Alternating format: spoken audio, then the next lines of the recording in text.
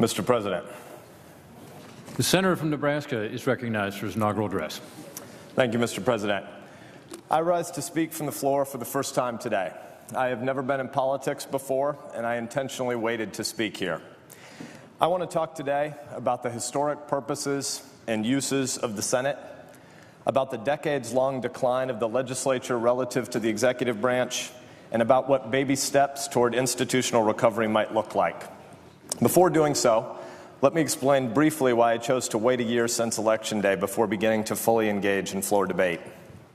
I've done two things in my adult work life. I'm a historian by training and a strategy guy by vocation. That was Republican Senator from Nebraska Ben Sasse making his maiden speech on the floor of the U.S. Senate, November 3, 2015. Ben Sasse was elected to the Senate a full year earlier, on November 4, 2014. Ben Sasse left the Senate on January 8, 2023. He became president of the University of Florida. On December 23, 2025, Ben Sasse posted this note on social media. Friends, this is a tough note to write, but since a bunch of you have started to suspect something, I'll cut to the chase. Last week, I was diagnosed with metastasized stage 4 pancreatic cancer and am going to die. Advanced pancreatic is nasty stuff. It's a death sentence, but I already had a death sentence before last week, too. We all do. In this episode of C-SPAN's podcast, Extreme Mortman, we remember Ben Sasse's time in the U.S. Senate. We asked Senator Sasse for his favorite speeches and moments. The clips you'll hear in this podcast come from remarks Senator Sasse directly identified for us. Which moments did Ben Sasse pick? Why did he wait a year before giving his first floor speech? What was a common theme when Ben Sasse questioned Supreme Court Justice nominees? Whose desk did Ben Sasse choose to occupy on the Senate floor, and why? And what happened that one time with Senator Sasse, Senator Cruz, and Dr. Pepper? Find out in this episode of C-SPAN's podcast, Extreme Mortman, as we feature a true political junkie, Senator Ben Sasse. Ben Sasse intentionally waited a year after he won his Senate seat to speak from his chamber desk. He was the final member of the 2014 freshman class to do so. Senator Sasse spent the majority of his first year interviewing his colleagues. On the day of the speech, November 3, 2015, Roll Call reported the scene. The chamber was unusually full for a floor speech, with a strong contingent from the Republican conference, including Senate Majority Leader Mitch McConnell, listening as Sasse admonished the state of the Senate. Roughly a dozen Democrats were also on hand, with one Democrat even sitting on the Republican side. Roll Call also noted the average length of service before speaking on the floor for the first time in recent Congresses is 90 days, according to the Senate Historical Office. There was a time when newly minted senators would not speak for an entire year. During that maiden speech, Senator Sasse singled out three former senators. He called them three towering figures over the last half-century who used this floor quite differently than we usually use it today and who thereby have much to teach us. The first senator he identified, a Democrat from New York. First, I sit, or now stand, quite intentionally at Daniel Patrick Moynihan's desk. The New Yorker who cast a big shadow around here for a quarter century famously cautioned that each of us is entitled to our own opinions, but we are most certainly not entitled to our own set of facts. He read social science prolifically and sought constantly to bring data to bear on the debates in this chamber. Like any genuinely curious person, he asked a lot of questions, so you couldn't automatically know what policy he might ultimately advocate for just because he asked hard questions of everyone. He had the capacity to surprise people. We should do that. Next, a Republican from Maine. Second, in a time when circling partisan wagons and castigating opposing party feels reflexively easy, we could all benefit from reading again Margaret Chase Smith's heroic Declaration of Conscience speech from this floor in June of 1950. The junior senator from Maine was a committed anti-communist. She was often called the first female Cold Warrior in the nation. And for her, that meant not knee-jerk opposition to competing views, but rather the full-throated defense of what she called Americanism. She defined it as the right to criticize, the right to hold an unpopular belief, the right to protest, and the right of independent thought. And the third senator Ben Sasse cited, a Democrat from West Virginia, Robert Byrd. And one of the important legacies of Senator Byrd, and again, this is no commentary on other aspects of his messy past, but one of the important legacies of Senator Byrd is that he forced this Senate to grapple with our history, with the 100 of our specific duties, and with the unique place in the architecture of Madisonian separation of powers that this body and this body alone sits. Senator Sasse was a member of the Judiciary Committee and participated in the confirmation hearings for the 4 most recent Supreme Court justices. Here are notable moments from each of his opening statements. The first, March 20th, 2017, for nominee Neil Gorsuch. Here's the second thing that the black robe is supposed to do. It's supposed to reiterate the calling of the judge back to the judge. By way of loose analogy, many people across our country sat in church pews yesterday morning and listened to someone preach from behind a big wooden pulpit wearing a robe. Why the pulpit? Why the robe? Because these things make it harder to see the preacher. They help us all understand that yesterday morning, for those of us in that tradition, knew that it was not about the messenger, but about the message that was being passed on from above. It was also to remind the minister of the same cloaking. Likewise, a good judge on the bench knows that. It's not about you, so don't make it about you. I said that it's only a loose analogy because, of course, the job of a Supreme Court justice is absolutely not to deliver some eternal word from God.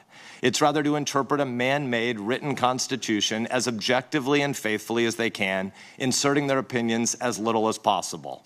When you put on your robe, you're cloaking your personal preferences. You're cloaking your partisan views.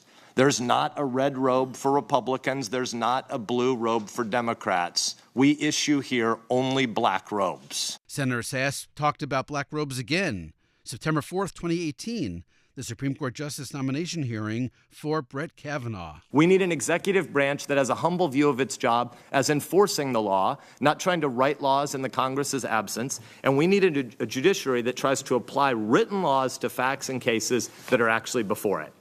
This is the elegant and the fair process that the founders created. It's the process where the people who are elected, 2 and 6 years in this institution, 4 years in the executive branch, can be fired because the justices and the judges, the men and women who serve America's people by wearing black robes, they're insulated from politics. This is why we talk about an independent judiciary. This is why they wear robes. This is why we shouldn't talk about Republican and Democratic judges and justices. This is why we say justice is blind. This is why we give judges lifetime tenure. And this is why this is the last job interview Brett Kavanaugh will ever have. Because he's going to a job where he's not supposed to be a super legislator. And black robes again, October 12th, 2020. This time, the Supreme Court Justice nominee is Amy Coney Barrett. You don't like the policies in America? Great, elect different people in the House and in the Senate and in the presidency. Fire the politicians at the next election. But voters don't have the freedom to fire the judges. Therefore, we should not view judges and we should not encourage judges or the public to view them as ultimately politicians who hide behind their robes. The antidote to judicial activism is originalism. Originalism, also known as textualism, is basically the old idea from 8th grade civics that judges don't get to make laws. Judges just apply them. An originalist comes to the court with a fundamental humility and modesty about what the job is that they're there to do. An originalist doesn't think of herself as a super legislator whose opinions will be read by angels from stone tablets in heaven. Judicial activism, on the other hand, is the bad idea that judges' black robes are just fake, and truthfully, they're wearing red or blue partisan jerseys under there. We should reject all such judges. The 4th Supreme Court Justice nomination hearing for Senator Ben Sasse was in March 2022. The first 3 were nominated by President Trump. The 4th was nominated by President Biden, Ketanji Brown Jackson. This time, no specific mention of black robes, but he remained consistent to the broader point. Throughout this process, we should all remember that a Supreme Court justice is not a lawmaker by another name. A Supreme Court justice performs a crucial but limited function in our political system, namely to interpret and fairly apply the text of the law as written and as understood at the time it was adopted. A forthcoming nominee will make clear a commitment to uphold that purpose, which is the court's true purpose, not the purpose concocted for it by decades of political use, abuse, and overreach. A good nominee will show a commitment to the strict protection of enumerated rights, not the fabrication of unenumerated rights through contorted readings. An excellent nominee will offer a robust judicial philosophy that makes sound decisions more likely and more trusted by the public. We go now to January 6, 2021. Following the attack on the U.S. Capitol, the Senate returns after a recess of more than 5 hours. Vice President Mike Pence is presiding. At 8:48 p.m., 42 minutes after the session starts, Senator Sasse speaks. The heart of America is not government. The center of America is not Washington, D.C. The center of America is the neighborhoods where 330 million Americans are raising their kids and trying to put food on the table and trying to love their neighbor. That's the center of America. We're not supposed to be the most important people in America. We're supposed to be servant leaders who try to maintain a framework for ordered liberty so that there's a structure that back home where they live, they can get from the silver frame of structure and order to the golden apple at the center, as Washington would have said it, which is the things that they build together. The places where they coach Little League, the places where they invite people to synagogue or church. Sometimes the big things we do together are governmental, like kicking Hitler's ass or like going to the moon. Sometimes there is governmental stuff, but the heart of America is about places where moms and dads are raising kids, and we're supposed to serve them by maintaining order and by rejecting violence. You can't do big things like that if you hate your neighbors. You can't do big things together as Americans if you think other Americans are the enemy. Finally, on January 23, 2023, Ben Sasse says farewell to the U.S. Senate. Policy debates obviously matter, but the most important divide in American life today isn't red versus blue. It's pluralist versus political zealot. Recovery will come only from the pluralists. And here's what it will look like. Citizens that resist the temptation to reduce fellow Americans to caricatures of political affiliation. Recovery requires investment in things that outlast partisan preference. We must steward the present age and play our small but vital part in the work of self-government because, yes, policy matters, and yes, there must be important and vigorous debate, and no, being polite for the sake of being inoffensive isn't the highest good, and no, mushy middle kumbaya-ism will not be a strategy. But more than debates about policy, we need Americans to believe they can build again. We need to believe that loving your neighbor is more important than the policy disagreements. We need to be invested in those actually central institutions that make the nation vibrant. And this is why the Senate matters so much. For the Senate doesn't build the other institutions, but more than any other single institution, more than any other place, more than any other room,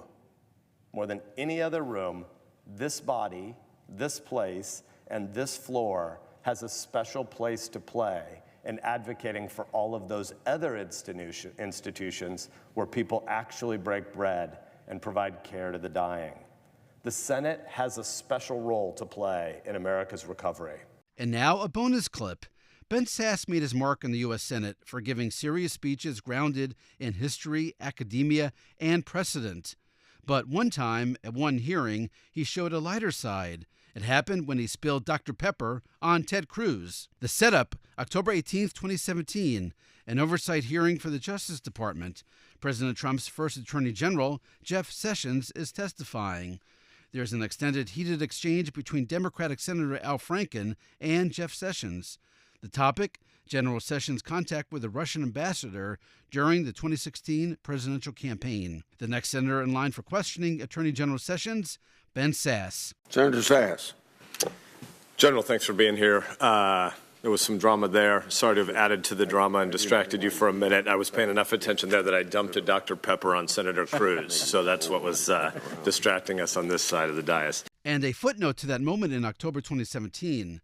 After Ben Sasse publicly announced his cancer diagnosis in December 2025, Ted Cruz posted this on social media. "Am so horrified to hear this news from Ben Sasse.